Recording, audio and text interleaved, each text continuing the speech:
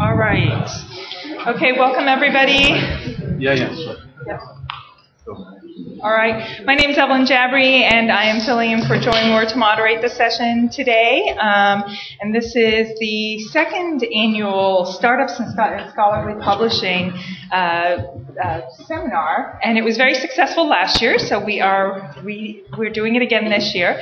And so we have, I think, 3 presentations and 4 panelists. I think it's how it's going to work today.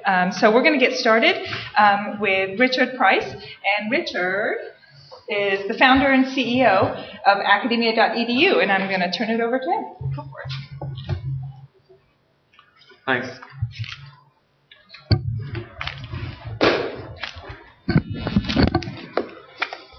Good morning, everyone. So I'm going to be talking about the future of science and scientific communication and academia's role in shaping that and in that future.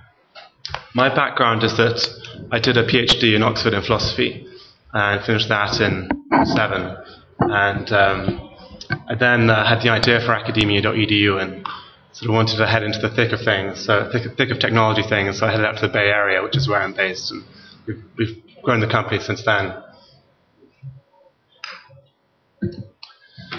So when I think about the future of scientific communication, sort of the guiding ethos, the guiding sort of principles that sort of push my thinking along is that I think that scientific content historically has been sort of natively produced for the desktop, at least in the last sort of 20, 30 years, and sort of saved as a PDF, and they've been distributed like that, in that format. I think that what we're seeing now, and we'll be seeing increasingly, is a transition to where scientific content becomes natively produced for the web.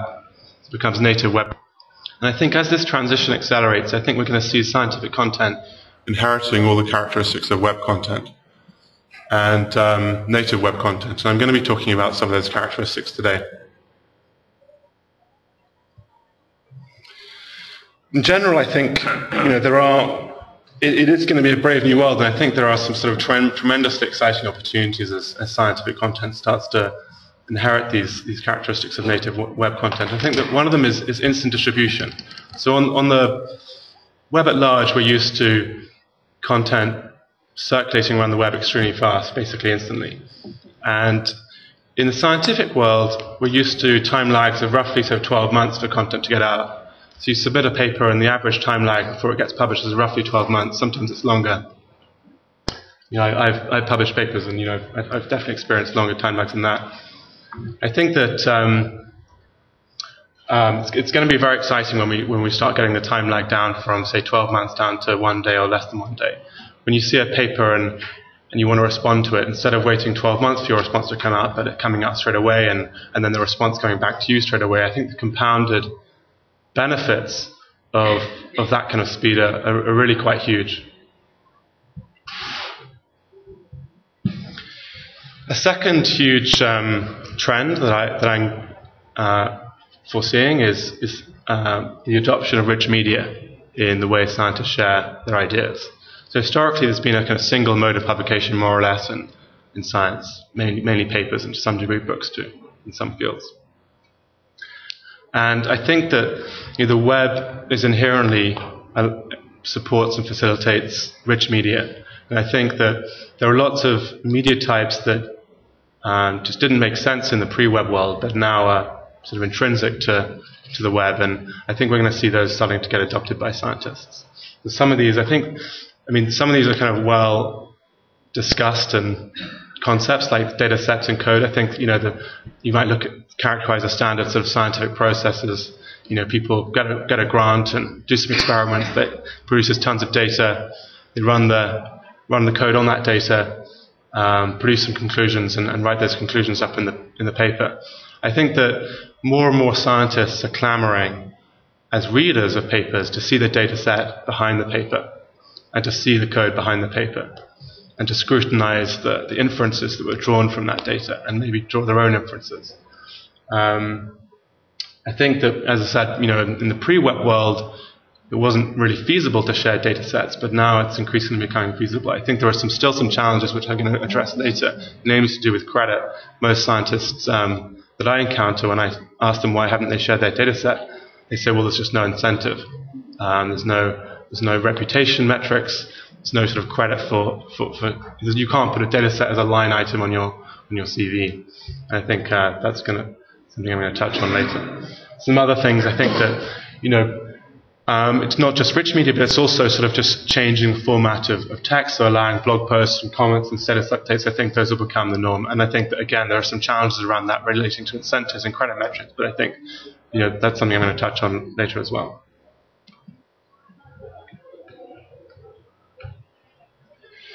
So the third thing I think is going to change, and it's already in a transition time, is the way people discover research. I think before, the main sort of, a long time ago, I suppose the main discovery channels were, you might sort of wander down to the library and flick through the journal and see what was out. And in that case, the journal was really driving a lot of the discovery. And I think also, colleagues' recommendations have always been a fixture when it comes to discovering scientific content.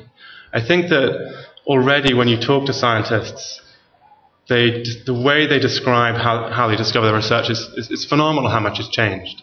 And I think that one of the ways in which I kind of, again, sort of approach this topic is to think, well, how do people discover content on the web in general? I find framing the discussion about the future of scientific content in terms of what are the constraints and what are the flows of generic web content a very useful kind of lens for giving some initial ideas. And the way people discover content on the web in general is there are two main discovery engines. One is search engines and the other one is social networks. So those drive the majority of content discovery. And I think what you're seeing in social networks, I guess, are predominantly friends' recommendations fundamentally. You take lots of friends on Facebook and they produce a filtered list of what's out on the web today, and you subscribe to that. Twitter, it's not so much your friends, but it's people whose judgment you admire and trust. I think in the academic context, the search engines, we're obviously very familiar with academic search engines like PubMed and Google Scholar, and just Google. I mean, people use Google tons as well. And I think that that's only going to continue, the sort of use of search. And I was staying with a neuroscientist who works at Janelia the last few days, and I was asking him how he discovers his research, and he says, "Well, Richard, over the last 4 days, I've probably been reading the abstracts of about 10 papers a day." And I said, "Okay, cool. How did you discover those papers?" And he says, "Well, I've got to tell you, it was exclusively Google Scholar, and following the citations from Google Scholar for the citation network." I thought that was quite interesting. I think in the future, the social platforms, of which Academia.edu is an example, they're getting traction. They obviously haven't got the same traction in the academic community as, say, Facebook and Twitter have in the general web community. But I do believe that colleagues' recommendations will be a very powerful source of discovery when they happen at scale. I mean, at the moment they're happening in very informal channels like IM, email. Obviously, you just chat to your department colleagues in your department, so very kind of informal channels. When they happen at scale in a structured newsfeed, when you can consume vast amounts of data per day, huge numbers of posts, I think you'll see an increase in colleagues' recommendations driving discovery. So I think credit metrics is one of the hardest topics here. I actually think on the discovery point in the last slide, I think that's already been changing a lot. I think that the way scientists discover research has already changed dramatically. When it comes to credit metrics, there are some changes, but the changes haven't been nearly as big as they have been in the sort of discovery area.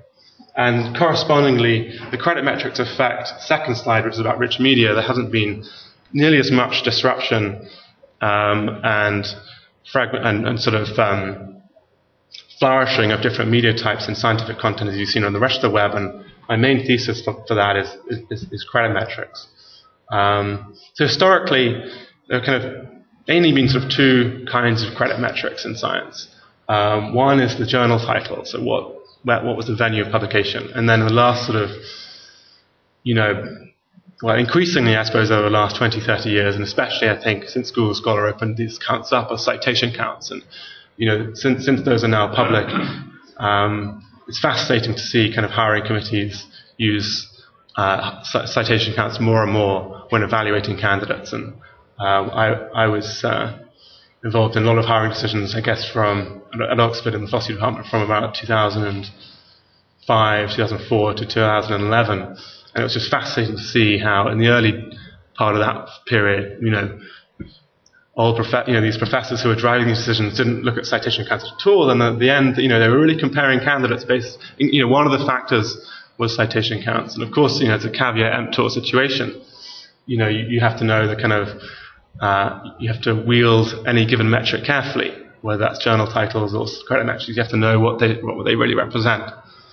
I think going forward, as scientific content becomes native web content, I think that the credit metrics that will emerge will be the ones that reflect the traction of that piece of content on the web. I think some of those will be kind of usage metrics, so web metrics like page views, and we're already seeing we push page views a lot, but you see them being pushed on things like PLOS as well, and other sites. And I think there are sort of some generic web metrics like page views and unique visitors. I think there are also some ones that are specific to certain verticals. So, for instance, on Twitter, your follow count or how many mentions you're getting, that means something if you understand the kind of Twitter ecosystem. Again, with any credit metric, you have to understand the context around it to wield it properly. I think that a lot of these metrics that will emerge, another vertical area, I guess, is GitHub. That's a sort of code sharing site, and there are credit metrics around what code is trending in a given time. Another site that's sort of very popular in the programming community, Stack Overflow, and an analog of Stack Overflow is Math Overflow. They're both Q&A sites, question and answer sites, and there are reputation metrics around that are, again, sort of vertical to that specific domain. I think a lot of these metrics that are going to emerge will have to be and will become recursive in the sense that the usage metrics from people who are experts will be counted much more significantly than say the metrics from people who are not significant. So in that sense, it'll mirror the way PageRank works, which is that inbound links from expert sites, highly linked to sites, count more than inbound links from other sites. So I think that the recursive element. It's interesting actually, just as a side note on the evolution of credit metrics in science, that even citation counts aren't recursive yet. And I think you'll see them becoming recursive in the sense that, to me it's a great surprise actually that, if someone says I have 50 citations to my paper, and if one of them is from Stephen Hawking and the other one is from some grad student in University of London, those are counted the same. And I think, that'll change as you start seeing all these recommendations and shares and likes and so on be weighted by the person who did that, who produced that share. And I think that's going to be made possible by the fact that identity is being layered on top of the web now. And I think that this is going to happen to scholarly communication as well. It's obviously happened in the general web. Generally, increasingly people know, who authored a piece of content on the web, and that identity is going to be driving some of these weightings of usage metrics.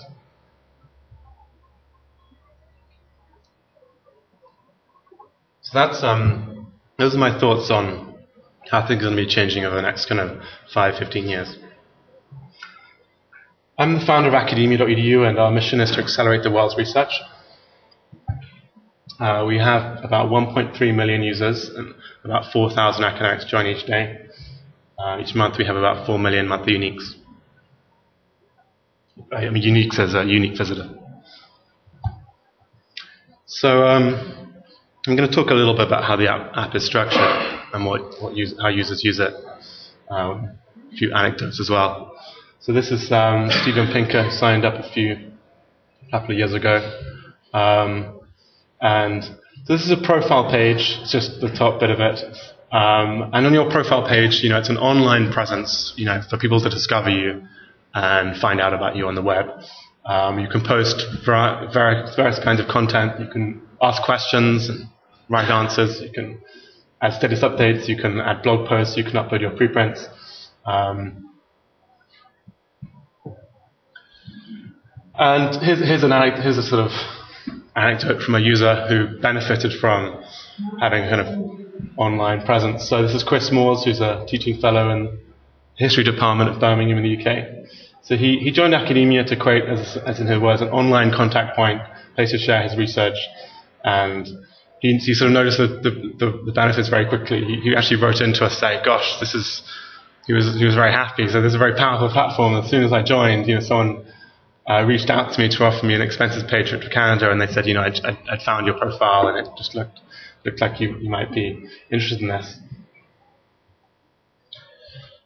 So the news feed, the way the site works is you create your profile and you start following other people on the site, other academics, and follow mechanics are a little like Twitter's.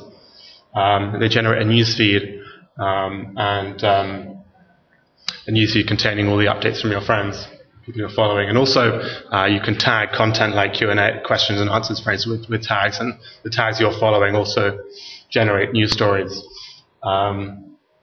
This is one of the main things that drive instant distribution in academia. As soon as you upload a paper or upload add an answer or something and tag it, then immediately everyone following that tag sees it in their newsfeed within minutes, and all your followers see it within minutes. So here's an example of someone using the newsfeed. It's a professor called Guy Geltner of medieval history at the University of Amsterdam. And this is about a question. So someone in Australia, a doctoral student, was looking for a court decision issued by King Henry III of England, and this popped up in Guy's newsfeed, and immediately Guy thought of a colleague in Texas who had digitized that 13th century scroll, and as he said, I sent it to her, and in minutes she could move on with her research. So that was kind of instant distribution in action.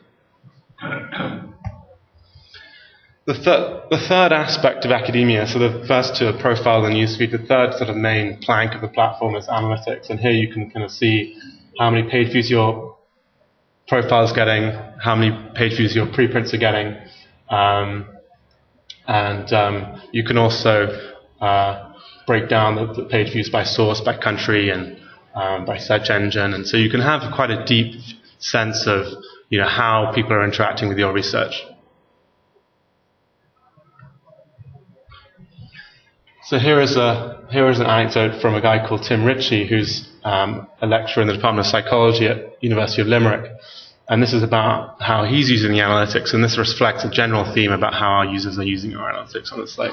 So he says, fundamentally, so he actually included his screenshots and downloads of his analytics in his application for a job promotion in his department. And this is what he said: the more evidence that I demonstrate of impact, the more likely it is that the promotion committee will realize the different ways in which impact can be shown.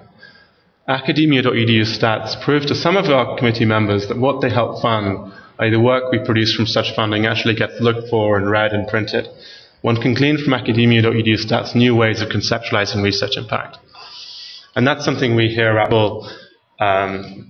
It's just incredible how competitive it is to get jobs in academia and to get grants. It's just unbelievable. And what we find is that our users who are applying for these things are just doing whatever they can to make their application stand out, to make their research look as though it's being used. And often citation counts are fairly meager for someone who's just starting out. In fact, for someone who's right in the kind of grad student days and they're just starting to publish, there's a sort of big credit gap with regard to citation counts, in the sense that it takes a number of years really before you put a paper out, and it takes sort of 3 years for anyone actually to start citing your work. And even if they do, it comes in trickles. So the citation counts aren't really creating a lot of credit for you.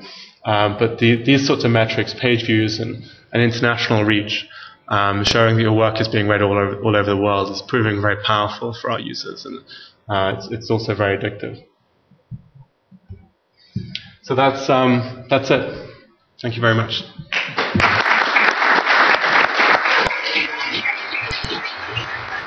So I think we're going to take a couple questions, and then we'll have a panel discussion at the end when everyone is presented. So does anybody have any questions? Would you mind coming to the mic? They're recording it, so make sure we can hear everybody. Thank you. Oh, go. It's okay. You want to go first? Yeah, she called me, I think. Okay, sorry. The only chance I've ever had to push Ken Anderson. I apologize. I came in a few minutes late, and I might have missed this, but how do you make money? Oh, good question. No, you didn't come in too late. I didn't talk about that. So we've raised venture capital, about $6.5 million of venture capital, and we're really focusing on scale. In Silicon Valley, there's this ethos that you should scale first and focus on revenue later.